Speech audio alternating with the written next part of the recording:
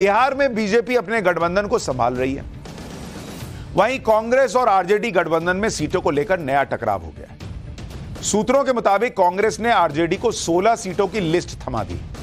ये वो सीटें हैं जिस पर कांग्रेस अपने उम्मीदवार उतारना चाहती है। अगले 2 से 3 दिनों में आरजेडी और कांग्रेस के बीच इन सीटों पर अब चर्चा होगी। पिछली बार कांग्रेस 9 सीटों पर लड़ी थी और 1 सीट जीत पाई थी। आरजेडी का तो खाता तक नहीं खुला था। बिहार में इतने महीनों की चर्चा के बाद भी अभी तक सीट शेयरिंग फाइनल नहीं हुई है, जबकि नीतीश कुमार के जाने से दोनों पार्टियों के सीटों का कोटा भी बढ़ गया है, लेकिन अभी तक कुछ फाइनल नहीं हो पाया है। इधर बिहार में असदुद्दीन ओवैसी ने इंडी गठबंधन की टेंशन बढ़ा दी। ओवैसी की पार्टी एआईएमआईएम अब कह रही है कि हम बिहार की 11 सीटों पर कैंडिडेट उतारेंगे। इसमें किशनगंज है, अररिया है, कटिहार है, पूर्णिया, दरभंगा, बक्सर, गया, मुजफ्फरपुर, उजियापुर, काराकाट और भागलपुर सीट शामिल है। एआईएमआईएम की तरफ से कहा गया कि उन्होंने इंडी गठबंधन में शामिल होने की कोशिश की थी, लेकिन बात नहीं बनी, इसलिए वो अब अकेले चुनाव लड़ेंगे। किशनगंज से एआईएमआईएम के प्रदेश अध्यक्ष और विधायक अख्तरुल ईमान उम्मीदवार होंगे। एआईएमआईएम ने बाकी सीटों पर भी उम्मीदवार तय कर लिए हैं। उनके नामों का ऐलान कहा जा रहा है कि जल्द हो जाएगा। एक बार एआईएमआईएम के बिहार प्रदेश अध्यक्ष को सुनिए, फिर आपको बताऊंगा कि कैसे ओवैसी के 11 सिपाही राहुल गांधी और तेजस्वी को टेंशन में डालने वाले हैं।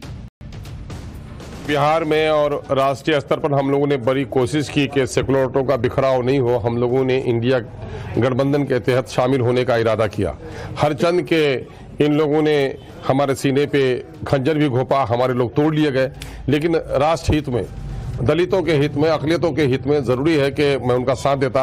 हम लोगों ने बड़ी कोशिश की, लेकिन अब भी ढाक के 3 पात हैं। ये सारी पार्टियां ये चाहती हैं कि दलितों और अकलियतों का वोट लें, लेकिन इनको कहीं भी प्रतिनिधित्व में हिस्सेदारी न दें।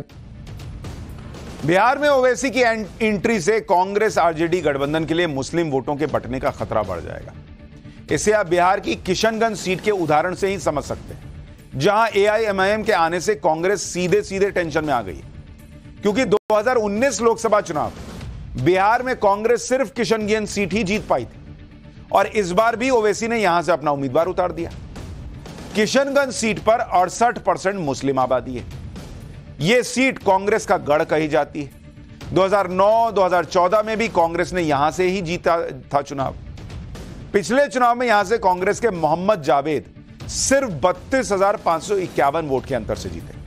उन्हें 3,67,000 वोट मिले और एआईएमआईएम के उम्मीदवार अख्तरुल ईमान तीसरे नंबर पर थे और उन्हें 2,95,000 वोट मिले थे। यानी कांग्रेस उम्मीदवार से 72,000 वोट कम। इस सीट पर ओवैसी के उम्मीदवार उतारने से कांग्रेस के मुस्लिम वोट बैंक में सेंध लग सकती है, माना जा रहा है। बिहार की दूसरी जिन सीटों पर ओवैसी कांग्रेस और आरजेडी का खेल बिगाड़ सकते हैं, उसमें ज्यादातर वो सीटें हैं जहां मुस्लिम वोटर्स का इंपैक्ट है, जैसे अररिया, कटिहार, पूर्णिया। ये वो सीटें हैं जहां 30% से ज्यादा मुस्लिम वोट। इसके अलावा दरभंगा में 22%, भागलपुर में 15%, मुजफ्फरपुर में 12%, उजियापुर में 6%, काराकाट में 9% मुस्लिम वोटर्स हैं। आरजेडी के लिए तो चुनाव में एमवाई फैक्टर काम करता है, यानी यादव और मुस्लिम, लेकिन ओवैसी के आने से मुस्लिम वोटों का बिखराव होगा। ओवैसी की पार्टी को इसलिए भी हल्के में नहीं लिया जा सकता क्योंकि विधानसभा चुनाव में भी एआईएमआईएम की पार्टी ने 5 विधानसभा सीटें जीतकर सबको चौंका दिया था। यानी पूरी तरह से गेम खुल गया है। बीजेपी कैंडिडेट पर कैंडिडेट उतारी है। इंडी गठबंधन में कई जगहों पर अभी भी कैंडिडेट नहीं उतरे हैं और ओवैसी की एंट्री से बड़ा खेला हो सकता है।